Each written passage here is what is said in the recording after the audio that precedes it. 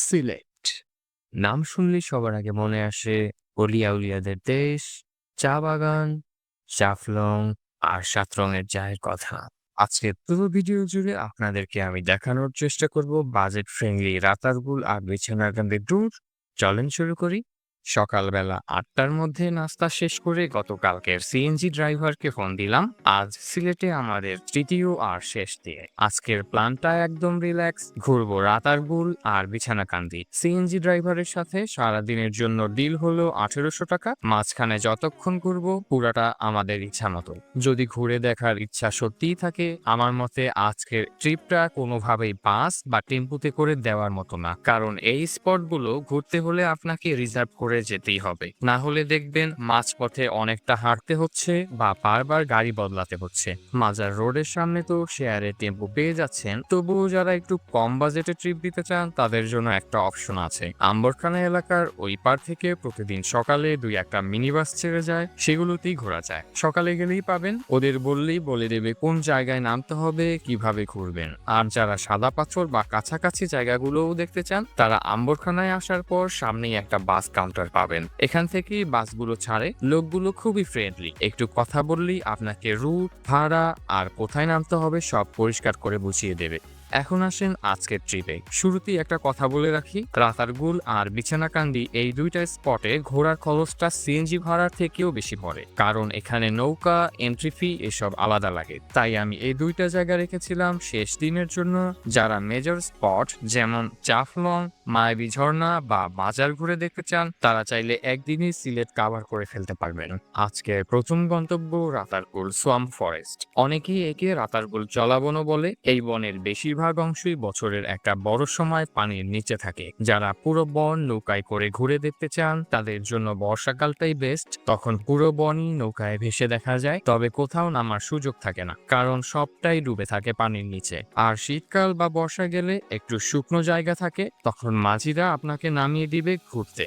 CNG আমাদেরকে নামিয়ে দিল রাতারগুল যাওয়ার নৌকা ঘাটে। এখান থেকেই শুরু নৌকা রাইড। এখন প্রতিটা নৌকার ভাড়া ৮৫০ টাকা করে। কয়েকদিন আগেও নাকি ৭৫০ টাকা ছিল, মানে রেটটা দিন দিন বেড়েই চলতেছে। নৌকাগুলো ছোট, ৪ জন উঠলে ভরে যায়, আর ঠেলাঠেলি করে ৫ জন উঠতে পারবেন। এখানে শেয়ার কনসেপ্ট তেমন চলে না, তাই ধরে নিন আপনাকে পুরো নৌকায় রিজার্ভ নিতে হবে। নৌকা ছাড়ার একটু পরেই দেখলাম নদীর একপাশে ভাঙন, গাছের শিকড় দেখা যাচ্ছে, আর অন্য পাশে তুলনামূলক কম ভাঙন। তখন মনে পড়ে গেল সেই কবিতা, নদীর এপার ভাঙে ওপার গড়ে, এই তো নদীর খেলা। প্রায় ৫-৬ মিনিট পরে এন্ট্রি ফি দেওয়ার জন্য একটা জায়গায় নৌকা দাঁড়ালো। এন্ট্রি ফি এখন জন প্রতি ৫০ টাকা, এরপরে আর কোনো ফি নেই।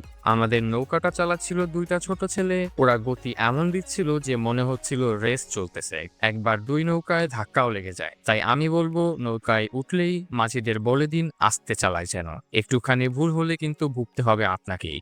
যেভাবে ওরা নৌকা চালাচ্ছিল, প্রায় ১৫ মিনিটেই পৌঁছে গেলাম শুকনো অংশে। কয়েকদিন আগেও নাকি জায়গাটা আরো শুকনা ছিল, কিন্তু টানা বৃষ্টির কারণে এখন বেশিরভাগই আবার পানির নিচে। ঘোরাঘুরির জন্য খুব ছোট্ট একটা এলাকা, ২ মিনিট হাঁটলেই জায়গাটা শেষ। আমরা প্রায় ২০ মিনিট ছিলাম এখানে। কিছু ছবি, ভিডিও নিলাম আপনাদের দেখানোর জন্য। মাটি অনেক কাদা ছিল, তাই সাবধানে হাঁটছিলাম। একবার তো প্রায় গর্তে পড়ে যাচ্ছিলাম।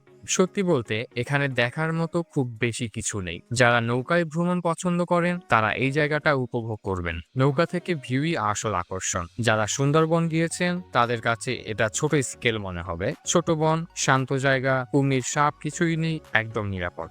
এরপর আবার নৌকায় উঠলাম, মাঝিদের বললাম এইবার একটু আস্তে চালাও। ওরা আগের থেকে আস্তে চালিয়ে প্রায় ২০ মিনিটে আমাদেরকে আবার ঘাটে নামিয়ে দিল। সব মিলিয়ে রাতারগুলে খরচ করলো নৌকা ভাড়া ৮৫০ টাকা, আর এন্ট্রি ফি জন প্রতি ৫০ টাকা, মানে মোটামুটি ১০০০ টাকার মতো ধরতে পারেন। এরপর আমরা সোজা রওনা দিলাম বিছানাকান্দির উদ্দেশ্যে। রাতারগুল থেকে বিছানাকান্দি যাওয়ার রাস্তাটা একদম মিক্সড অভিজ্ঞতা। একদিকে অনেক সুন্দর, অন্যদিকে রাস্তার অবস্থা এমন যে বলতেই হবে এই পথে যাওয়া মানেই একটু অ্যাডভেঞ্চার। বেশ কিছু জায়গায় রাস্তার কাজ চলতেছে, কখনো রাস্তায় আটকে পড়ছি, কারণ কখনো বামের লেনে কাজ চলতেছে, কখনো বা আবার ডানের লেনে কাজ চলতেছে। একটা বড় গাড়ি ঢুকলেই আসা এবং যাওয়া দুই রাস্তায় বন্ধ হয়ে যায়। তাই কমপক্ষে ১ থেকে ১.৫ ঘন্টা তো লাগবেই বিছানাকান্দি যাওয়ার নৌকা ঘাটে পৌঁছাতে। পৌঁছাতে। বিছানাকান্দি নৌকার ঘাটে এসে আমি অনেক নৌকার সিন্ডিকেট দেখতে পেলাম। তারা পারলে 2 জনকে নিয়েই 10 জনের একটা নৌকা ভাড়া করে বিছানাকান্দির উদ্দেশ্যে উঠিয়ে দিতে চায়। এইখানে আপনারা চাইলেই একটা ট্রিক্স খাটিয়ে জনপ্রতি 500 টাকার মধ্যেই নৌকায় করে বিছানাকান্দি চলে যেতে পারবেন। আপনারা যেটা করবেন, ওদের টানাটানি উপেক্ষা করে ওখানে যেয়ে 8 থেকে 10 জন মিলানোর চেষ্টা করবেন। তাতে দেখবেন পান্থময় ঝর্ণা আর বিছানাকান্দি সহ যে স্পটগুলো আছে এগুলো কাভার করতে আপনার সর্বোচ্চ 3500 টাকা লাগবে একটা বোটে। আমরা 8 জন ম্যানেজ করে একটা বোটে উঠে পড়লাম বিছানাকান্দি যাওয়ার উদ্দেশ্যে। নৌকায় উঠে পুরো রাস্তায় আমরা যেই ভিউ পেলাম সেটা বাংলাদেশের যে কয়টা পর্যটন স্পট রয়েছে তার মধ্যে ওয়ান অফ দ্য বেস্ট। প্রায় 30 মিনিটের রাইডের পর পৌঁছালাম বিছানাকান্দির নৌকা ঘাটে। সেখান থেকে ব্যাগে করে শুকনা কাপড় নিয়ে হেঁটে এগিয়ে গেলাম মেইন পয়েন্টের দিকে। এই জায়গাটা জাফলং এর থেকেও অনেক সুন্দর এবং পানির অনেক স্রোত। তবে মজার বিষয় হচ্ছে আপনারা চাইলেই এই পানির মধ্যে ঘন্টার পর ঘন্টা বসে থাকতে পারবেন, স্রোতের টানে আপনাদেরকে টেনে নিয়ে যাবে না। এখানে প্রায় ঘন্টাখানেক কাটানোর পর আমরা ওই পারে চলে গেলাম কাপড় বদলানোর জন্য। এখানে আসার পর আমি দেখতেছিলাম চেঞ্জিং রুম থাকার পরেও অনেকে কষ্ট করে চিপায় চাপায় যে কাপড় বদলাচ্ছেন। জাফলং বা মায়াবী ঝর্ণার মতোই এখানে 20 টাকায় ড্রেস চেঞ্জিং রুম পাবেন আর পলিথিন পাবেন 5 টাকায়। তাই এমন একটি জায়গায় ঘুরতে এসে আপনারা যদি গোসল না করেন, আমার মনে হয় না 3-4 হাজার টাকা খরচ করে এখানে আসার কোনো প্রয়োজন আছে।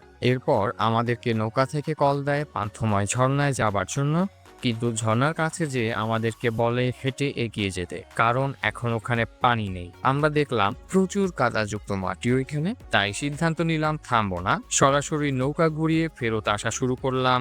সত্যি বলতে যারা ঝর্ণা পছন্দ করেন তাদের জন্য বর্ষা মৌসুমেই বিছানাকান্দি আসার পারফেক্ট সময়। এরপরে আমরা সোজা চলে যাই সিলেট শহরের দিকে। আমাদের 3 দিনের সিলেট ট্যুরটা এখানে শেষ করেছি। আপনাদের একটা কথা বলি, ঘুরতে আসলে শুধু ছবি নয়, একটু সময় দিয়ে দেখুন, পরিবেশ রক্ষা করুন, ময়লা ফেলা এড়িয়ে চলুন। আশা করি আপনাদের জন্য এই ভিডিওটি যথেষ্ট উপকারী হবে। সবাই ভালো থাকুন, সুস্থ থাকুন। খোদা হাফেজ।